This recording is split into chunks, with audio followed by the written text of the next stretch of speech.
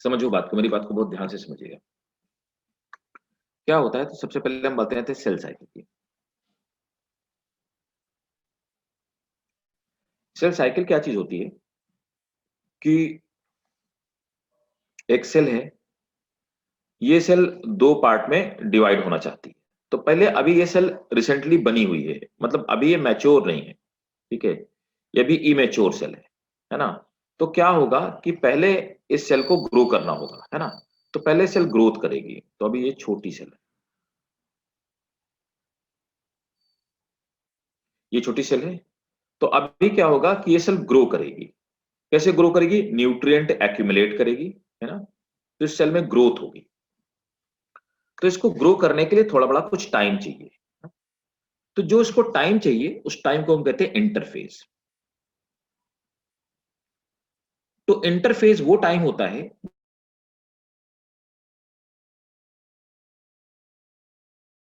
में पहली बार cell growth करती है, वो बढ़ाएगी, अपने डायमेंशन को बढ़ाएगी।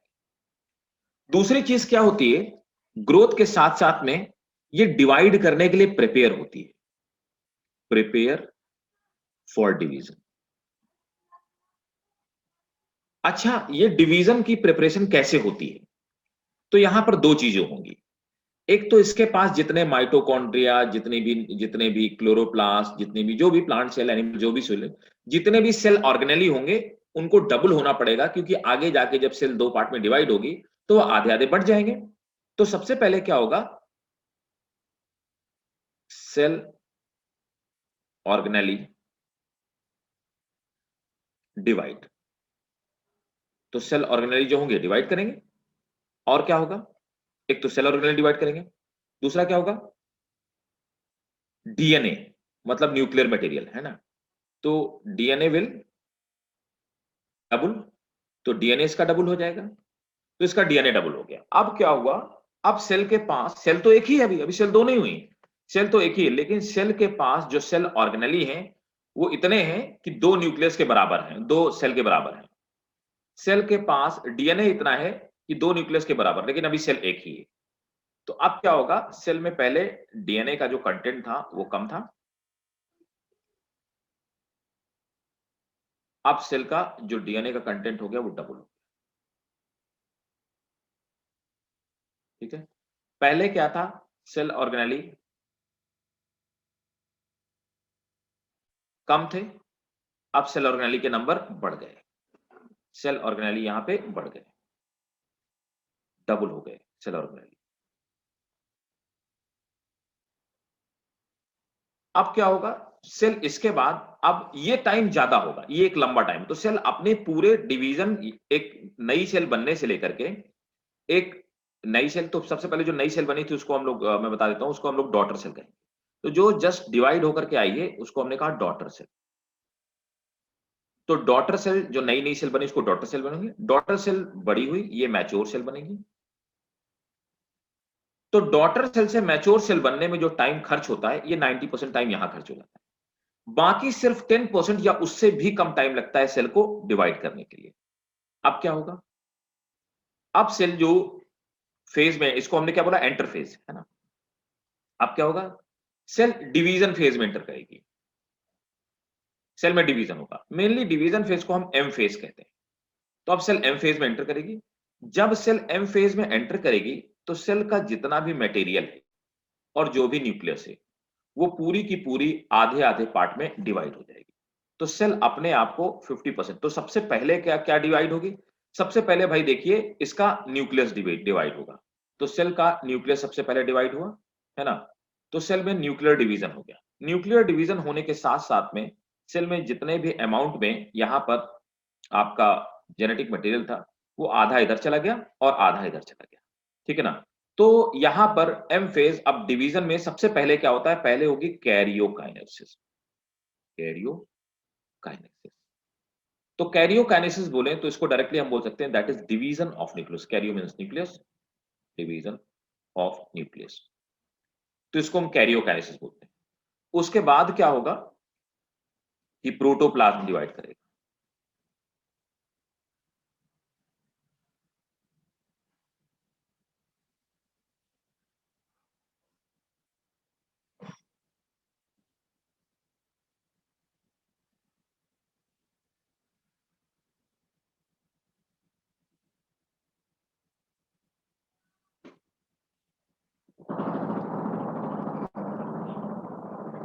ठीक है। अब क्या हुआ, साइटोप्लाज्म डिवाइड हो गया, प्रोटोप्लाज्म डिवाइड होगा। तो अब दूसरे वाले इस पार्ट को हम लोग बोलते हैं साइटोकाइनेसिस। साइटोकाइनेसिस। तो साइटोकाइनेसिस में साइटोप्लाज्म डिवाइड हुआ। साइटोप्लाज्म डिवाइड होने के बाद अब ये दोनों सेल एक दूसरे से अलग भी हो सकती हैं और साथ भी रह सकती हैं, चिपकी भी रह सकती हैं। ठीक है, तो दोनों सेल जब एक दूसरे से अलग होती हैं,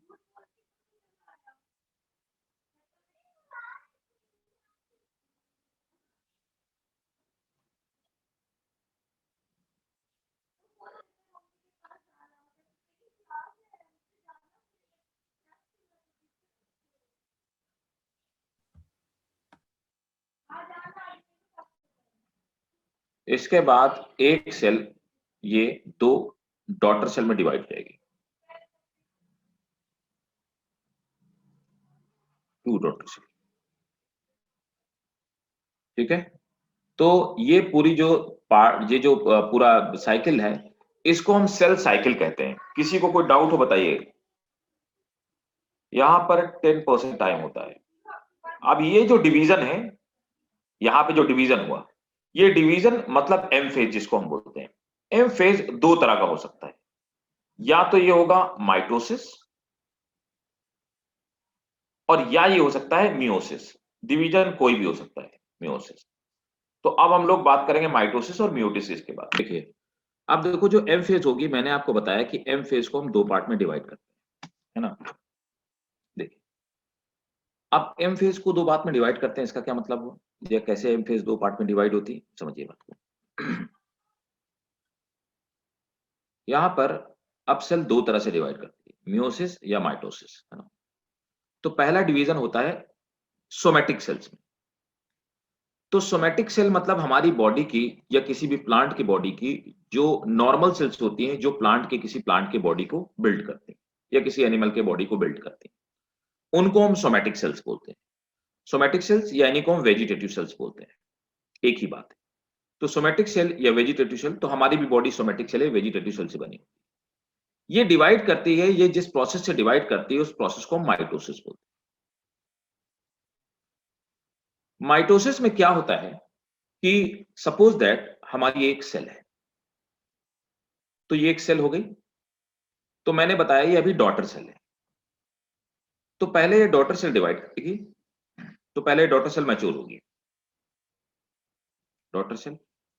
तो अभी इस डॉटर सेल के अंदर क्या है, न्यूक्लियस है। न्यूक्लियस में क्या होगा, अब मेनली हम फोकस करेंगे न्यूक्लियस पे। न्यूक्लियस में क्या होगा कि अभी इसमें डिप्लॉयड क्रोमोसोम है ना। तो डिप्लॉयड क्रोमोसोम बोले तो हमारी अगर बॉडी की बात की जाएगी तो 23+23 क्रोमोसोम है ना। तो यहां पर क्या होगा, 23+23 मतलब 23 के दो पेयर है, 2 × 23 ऐसे है।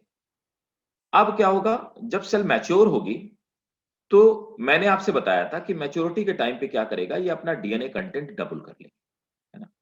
तो अभी क्या होगा, ये सेल मैच्योर हुई, तो एक डॉटर सेल मैच्योर सेल में कन्वर्ट होती है। जब डॉटर सेल मैच्योर सेल में कन्वर्ट होती है,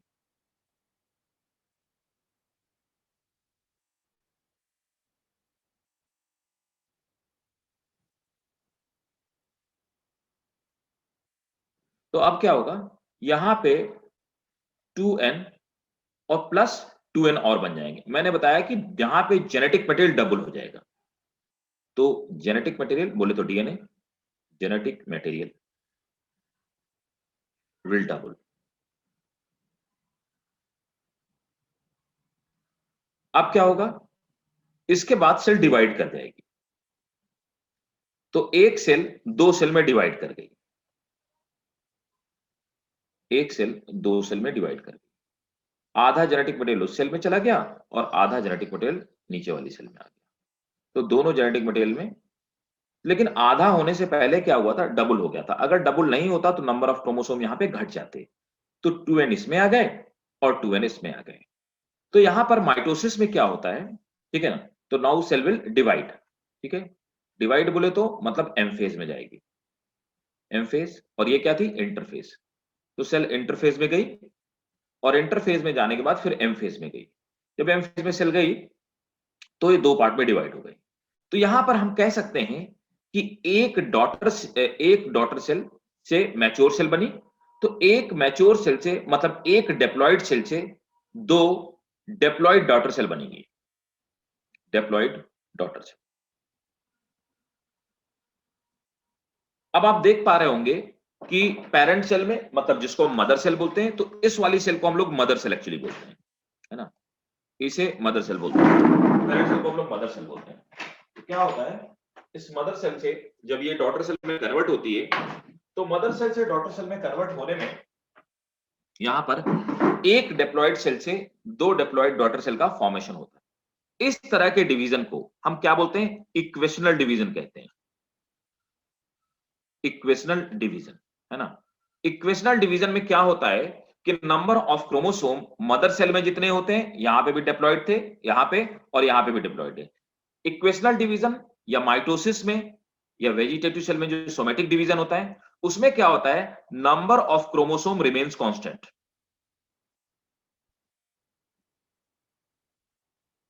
रिमेन कांस्टेंट।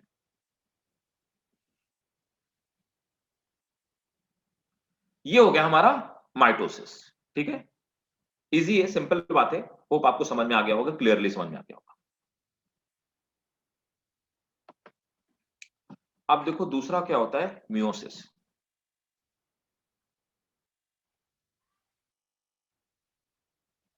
दूसरा डिवीजन मियोसिस होता है। मियोसिस हमारी जनरेटिव सेल में होता है, चाहे आप इनको जनरेटिव सेल में बोलें या ये बोलते हैं इन जर्मिनल सेल,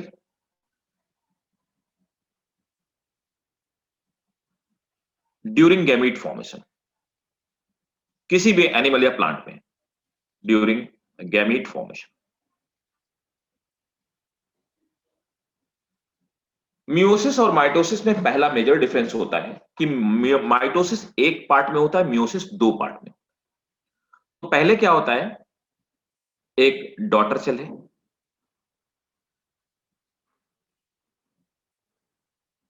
ये डॉटर सेल मैच्योर होकर के मदर सेल में कन्वर्ट होती है, मदर सेल में कन्वर्ट हो जाती है। मदर सेल में जेनेटिक मटेरियल, तो डॉटर सेल कितनी है, डिप्लॉयड है। मदर सेल में genetic material 2n + 2n double के बराबर हो जाता है।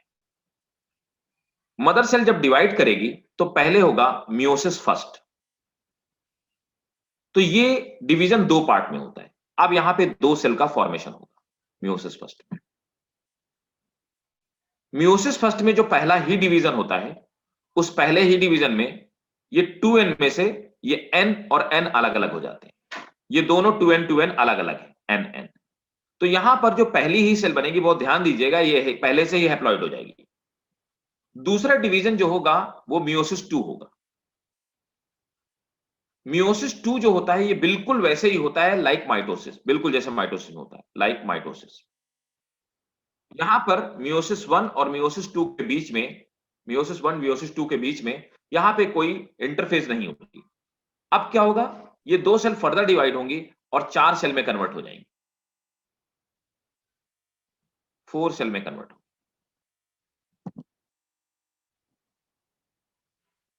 चारों सेल में एक ही एक सेट का क्रोमोसोम होगा, तो यहां पर 4 हैप्लॉइड डॉटर सेल बनेगी,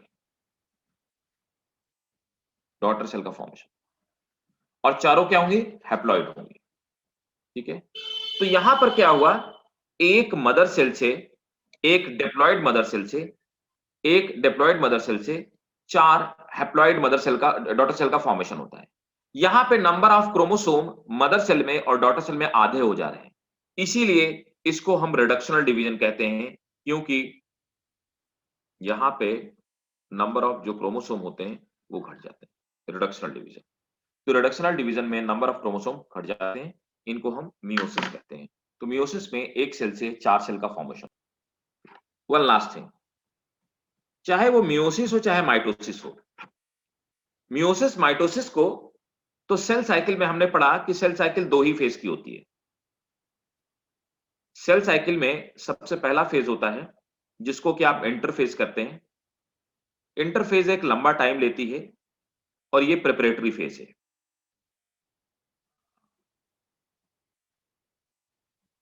जिस फेज में सेल डिवाइड करने के लिए प्रिपेयर होती है। दूसरा है, उसको हम लोग बोलते हैं M phase.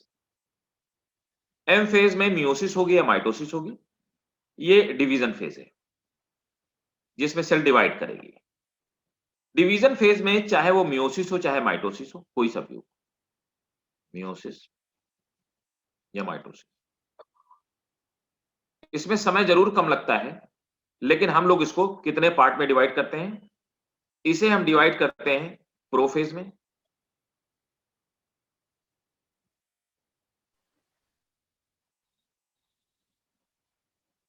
Metaphase, anaphase, telophase.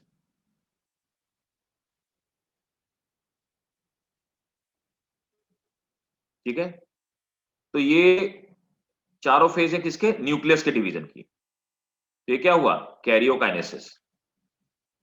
पहले न्यूक्लियस डिवाइड होगी, उसके बाद जो आखिरी आएगा that phase will be cytoplasm division. तो क्या होगा? साइटोकाइनेसिस। तो पहले न्यूक्लियस डिवाइड करेगी, कैरियोकाइनेसिस होगी, फिर साइटोकाइनेसिस होगी। कैरियोकाइनेसिस को, न्यूक्लियस के डिवीजन को प्रोफेज, मेटाफेज, एनाफेज, टीलोफेज में फर्दर हम लोग डिवाइड करते हैं। अब अगर ये कहानी ढंग से समझ में आ गई तो मतलब आपका सेल डिवीजन, अब आपको न्यूक्लियर डिवीजन में कहीं पे कुछ सोचना नहीं है, अब आपको सब बात समझ में आ जाएगी। देखो, तो सबसे पहले हेडिंग डालिए सेल साइकिल, और ये एक्चुअल में सेल साइकिल है।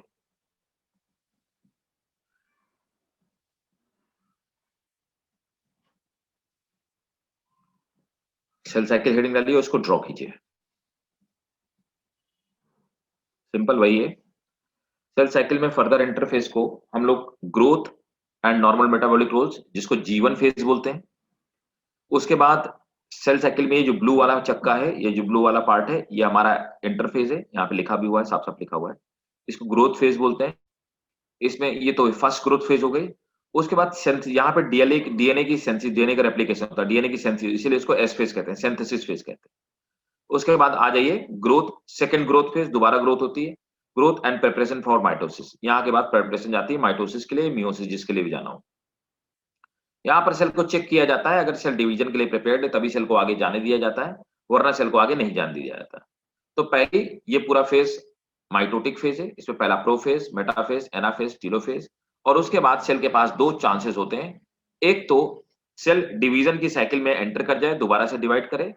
दूसरा क्या होता है, यहाँ पे इसको हम G0 फेज बोलते हैं, है ना। सेल इसके आगे जाकर के ग्रो कर सकती है, डिफरेंशिएट कर सकती है, किसी और सेल में कन्वर्ट हो सकती है। तो यहाँ पे ग्रोथ एंड डिफरेंशिएशन भी हो सकता है सबका। तो यहाँ पे सेल में ग्रोथ हो जाएगी और डिफरेंशिएशन हो जाएगी, और सेल डिवीजन साइकिल से बाहर चली जाएगी। दूसरा, इसके पास एक चॉइस है, या तो डिफरेंशिएट हो जाए, दूसरी चॉइस है कि ये दोबारा से फिर से सेल साइकिल लगातार डिवाइड होती रहे, तीसरी चॉइस है कि ये थोड़ा सा रुक जाए और जब जरूरत पड़े तब डिवाइड करे। तीन ही चॉइस हो सकती है किसी भी सेल के साथ में।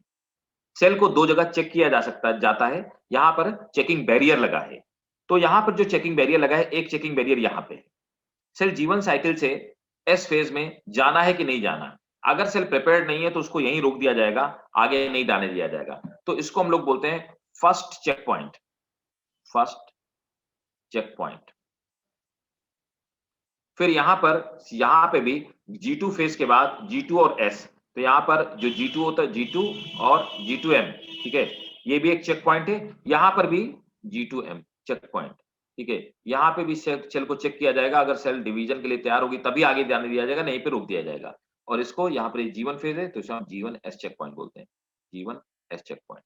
और वो G2। तो सेल साइकिल में दो चेक पॉइंट भी होते हैं, जहां पे सेल को चेक किया जाता है कि वो क्वालिटी फुल है कि नहीं, वो आगे प्रिपेयर्ड है कि नहीं। अगर वो प्रिपेयर्ड नहीं तो उसको रोक दिया जाए। अब नोट करना स्टार्ट कीजिए।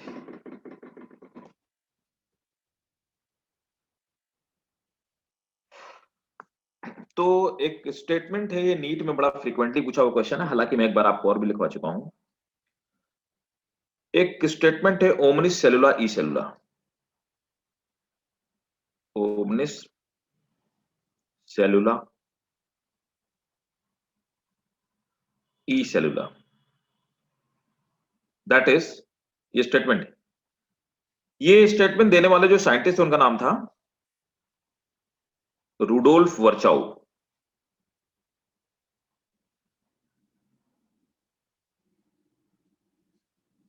रुडोल्फ वर्चाउ नोट करेंगे।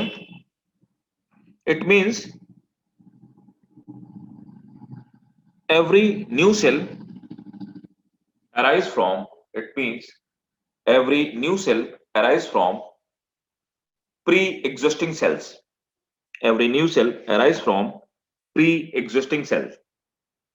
हर नई सेल पुरानी सेल से बनती है और पुरानी सेल से ही नई सेल्स का फॉर्मेशन होता है। दूसरा एक और फैक्चुअल बात लिखेंगे। माइटोसिस जो टर्म था, term mitosis it was coined by Fleming. Term mitosis was coined by Fleming.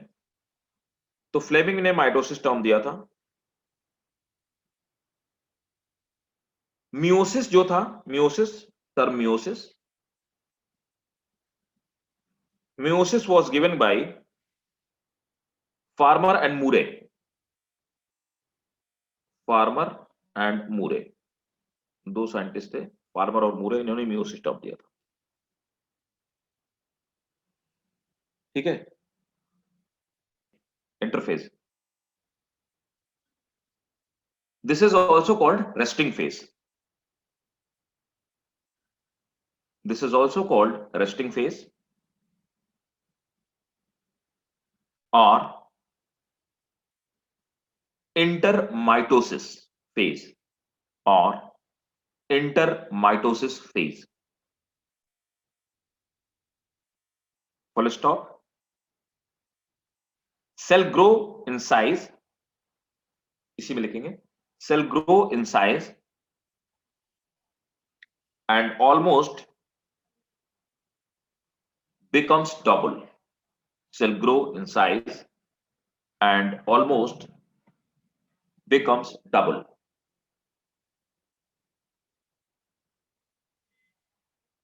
Next point. Interphase occupy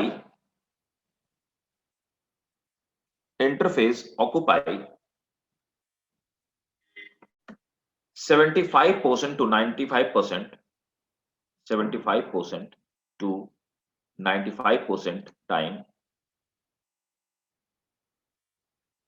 of total cell cycle. Occupies 75% to 95% time of total cell cycle.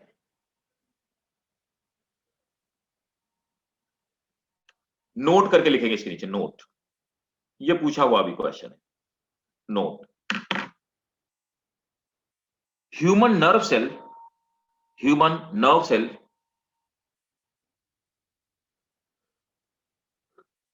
do not divide after birth. Human nerve cell do not divide after birth.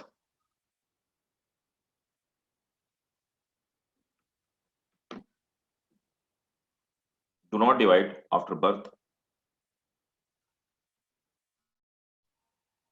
They remains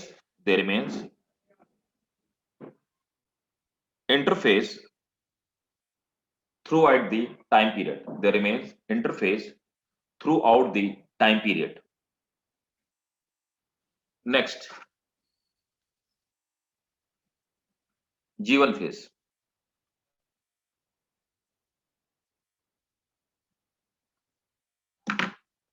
G1 phase. Note करेंगे, it is the longest phase.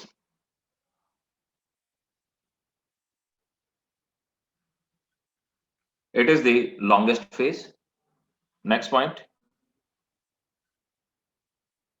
Cell remains metabolically active. Cell remains metabolically active and grow. Next, RNA and proteins are synthesized along with histone protein. RNA and proteins are synthesized along with histone protein next point, cell organelle increase in number. Cell organelle, तो यहां पे cell organelle यहीं पे divide हो जाते हैं। Cell organelle increase in number. Next point, energy rich compound मतलब ATP, energy rich compound are formed. Energy rich compound are formed.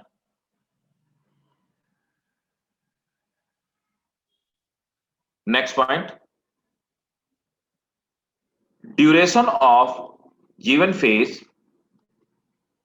Duration of G one phase is variable. अब देखो, मैंने आपको बताया कि जीवन फेज में आने के बाद सेल के पास कितनी, 3 चॉइस होती, तो यहीं पे नोट करो। Now the cell have 3 choice. First, कि सेल साइकिल में ही रहे। First, to continue in cell cycle. यहां पे सेल से पूछा जाता है भाई आपके पास क्या क्या चॉइस है, आप क्या करना चाहते हो, तो पहली चॉइस दी जाती है कि आप सेल साइकिल में रहो, डिवाइड करते रहो लगातार, to continue in cell cycle. अब इस फेज में आगे एंटर कर जाओ, आप जाओ, ठीक है ना। दूसरा, get arrested, get arrested in G one phase. तो मैंने आपको बताया कि एक और चॉइस है, आप यहीं पे पॉज कर जाओ, जब जरूरत पड़ेगी, मतलब रिजर्व सेल के फॉर्म में आप यहीं पे पॉज कर जाओ, जैसे कि हमारी बोन मैरो में जो सेल्स पाई जाती हैं, आप यहीं पे पॉज कर जाओ, जब जरूरत पड़ेगी तो आप फिर से डिवाइड करिएगा, ठीक है। तो gate arrested in G one phase, ठीक है। और तीसरी चॉइस क्या होती है,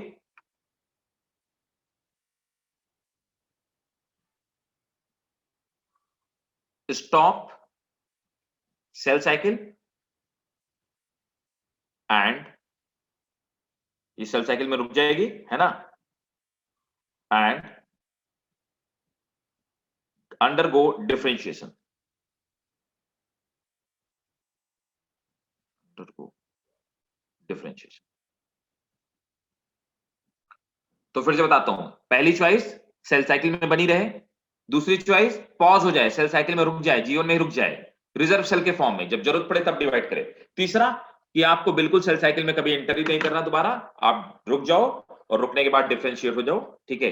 फिर आगे आपका फेट है, आप डिवाइड कर भी सकते हो, नहीं कर सकते हो, वो आपके ऊपर डिपेंड करता है आप कैसे डिफरेंशिएट हुए हैं, ठीक है। तो ये था जीवन phase. Next,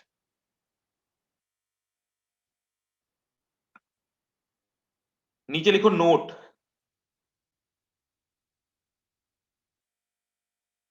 from G1 to S there is a checkpoint. From G1 to S there is a checkpoint called G1S checkpoint.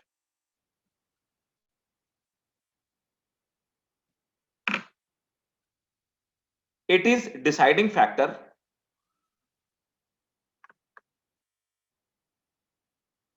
either check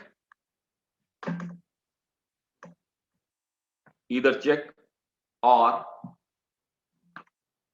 allow cell,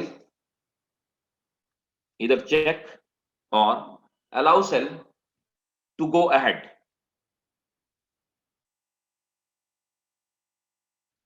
Next, heading A, S phase. This is called synthesis phase, in which this is called synthetic phase in which chromosome replicate.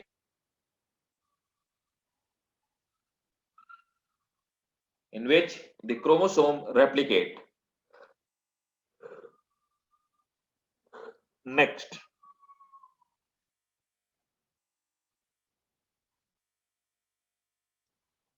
the DNA content double and new chromatin fibre are formed, new chromatin fibres are formed, full stop. It is called invisible phase. It is called invisible phase.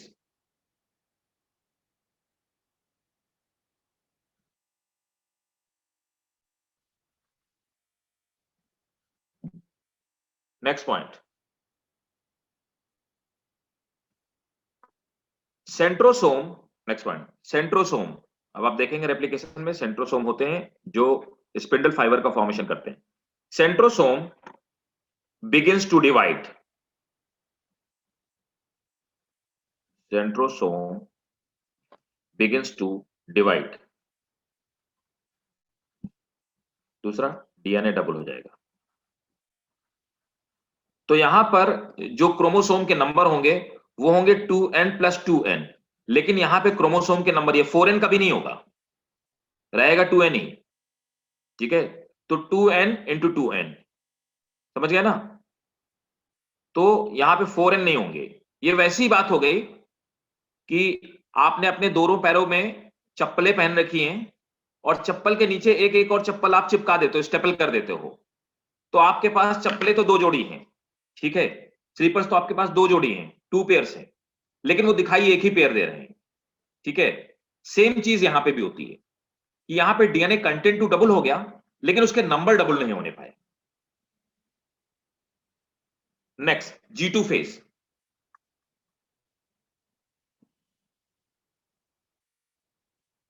G2 phase में क्या होता है? Synthesis of DNA, मतलब DNA replication. Synthesis of DNA stop, रुक जाएगी.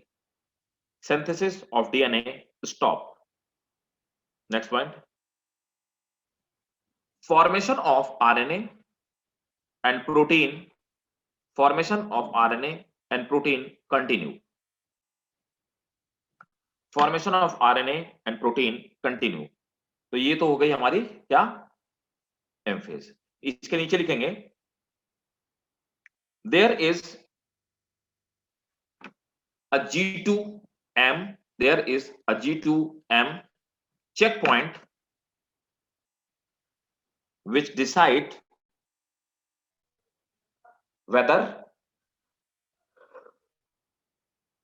cell is prepared to divide, which decide whether cell is prepared to divide or not. अब इसके बाद आ जाते हैं ये माइटोटिक फेज, एम फेज. तो डालिए हेडिंग, नेक्स्ट हेडिंग, माइटोटिक और M phase. Next heading,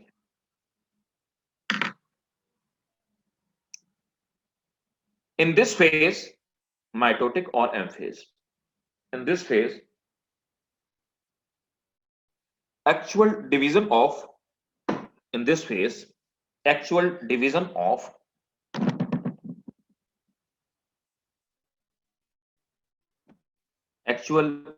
of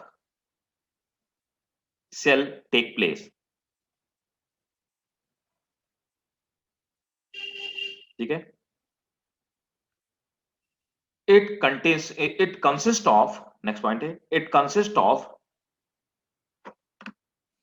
karyokinesis. मैंने आपको समझा दिया क्या चीज होती है.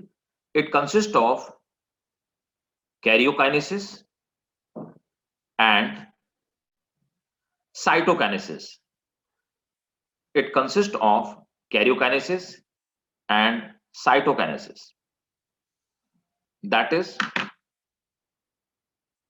Division of nucleus, that is division of nucleus and then protoplasm.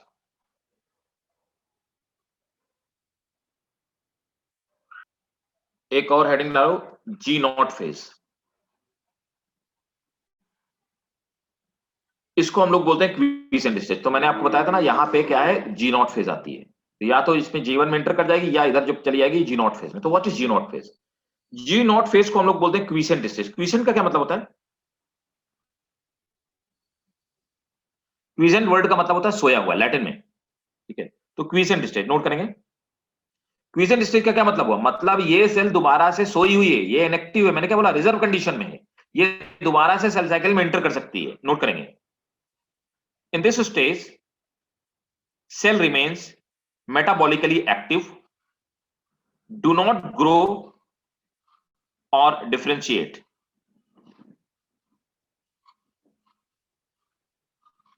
Do not grow or differentiate. Full stop. These cells functions as, next point है, these cells functions as reserve cell.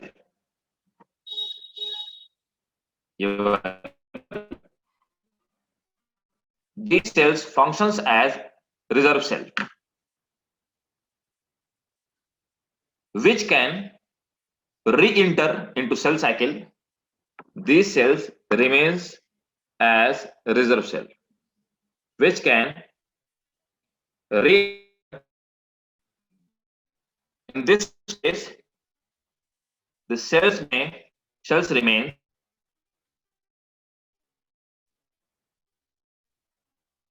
remains as a reserve cell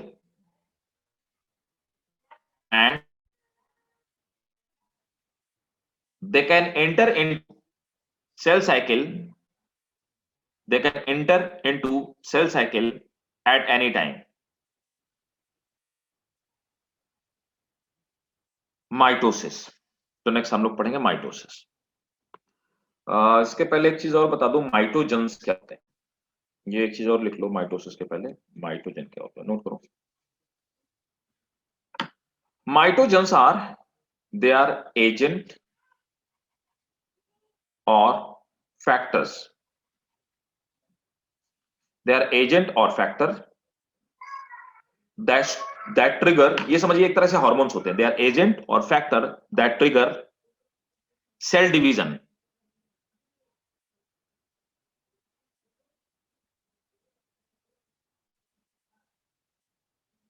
like cytokinin hormone,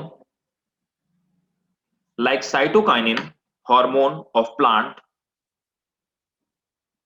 like cytokinin hormone of plant is also a mitogen, like cytokinin hormone of plant is also a mitogen. तो कोई सा भी compound जो sales के अंदर बनते हैं, cell division को ट्रिगर करते हैं, उनको हम लोग माइटोजेंस कहते हैं। देखो ये माइटोसिस है ना, तो माइटोसिस में आप देखिए, मैं आपको बता देता हूं, फिर आप ड्रॉ कर लीजिए। माइटोसिस में क्या होता है, ये इंटरफेज न्यूक्लियस है। इंटरफेज न्यूक्लियस में आप देखोगे, इसके बाद ये आपको यहाँ पे जो दिखाई दे रही है सेंट्रोसोम, जो मैंने आपको बताया था कि सेंट्रोसोम जीवन फेज में डिवाइड होना स्टार्ट हो जाते हैं, इनको हम सेंट्रोसोम कहते हैं, सेंट्रोसोम, ठीक है। और जैसे प्रोफेज में एंटर करेगी, ये न्यूक्लियर एनवेलप जो आपका ये गायब हो जाएगा, न्यूक्लियर एनवेलप ये गायब हो जाएगा। सेंट्रोसोम अपोजिट पोल पे एंटर करने लगेंगे, एक यहाँ पे रह जाएगा, एक इधर चला जाएगा और एक इधर अपोजिट पोल पे चले जाएंगे। मेटाफेज में आते हैं, मेटाफेज में जितने भी क्रोमोसोम होते हैं, क्रोमोसोम बिल्कुल बीचों बीच सेल के डिवाइस हो जाएंगे, अरेंज हो जाएंगे।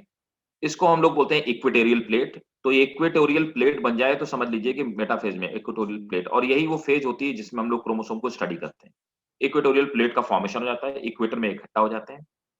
यहाँ पर ये इस तरह से यहाँ से सेंट्रोसोम से ये निकलते हैं, इनको हम लोग स्पिंडल फाइबर बोलते हैं, फाइबर जो निकलते हैं स्पिंडल फाइबर। स्पाइंडल फाइबर हमने बात पढ़ा था लास्ट चैप्टर में कि माइक्रोट्यूब्यूल के बने होते हैं, they are made up of microtubule, मतलब ट्यूबुलिन प्रोटीन की, ये माइक्रोट्यूब्यूल के बने होंगे।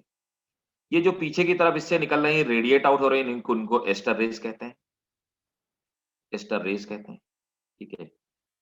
एस्टर रेज प्लांट में बनती है, एनिमल्स में नहीं बनती है। उसके बाद आप देख पा रहे होंगे कि एनाफेज में क्या होता है कि क्रोमोसोम को अपोजिट पोल पे ये खींच लेते हैं स्पिंडल फाइबर। खींचने के बाद ये न्यूक्लियस 2 पार्ट में डिवाइड हो गई, मतलब कैरियोकाइनेसिस हो गई। ठीक है, दोबारा से न्यूक्लियर एनवेलप रीअपीयर हो गया, जो कि गायब हो गया था, एनवेलप आ गया, और उसके बाद अगला चैनल जो होगा जीरो फेज में ये होता है, उसके बाद क्या होगा, साइटोकाइनेसिस।